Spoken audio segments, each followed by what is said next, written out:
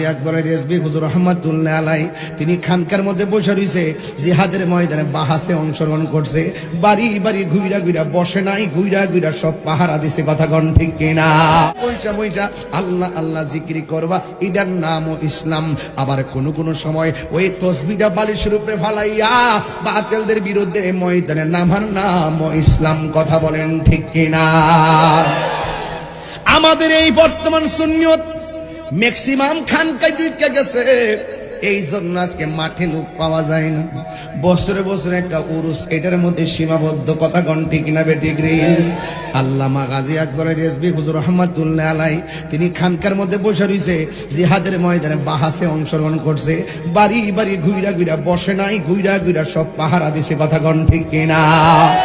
আর এখন দেখবা বড় বড় সাইনবোর্ড, হেমাদা সাইনবোর্ড, হেমাদা সাইনবোর্ড, রাস্তার এই পার থেকে এবারে টাইনা টাইনা শুধুমাত্র দরবারের ব্যানার, কিন্তু ফিসাবরে বিছাইরা পাওয়া যায় না। কথা কোন ঠিক কিনা? জালা জোরাহেনা, জালা জোরাহেনা। আমি কইলে দোষ হয়ে যাবো গা, হুজুর ধরুন সুন্নিদের বিরুদ্ধে বাস করে, সুন্নিদের বিরুদ্ধে এই মুনাফিকদের কারণে আজকে সুন্নিদের সমস্যা হয়েছে। কথা কোন ঠিক কিনা বলেন? এদেরকে ময়দানে পাওয়া যায় না, ডাক দিলে ভাবা যায় না। কথা কোন ঠিক কিনা বলে? হ্যাঁ আসেনি এরকম লোক?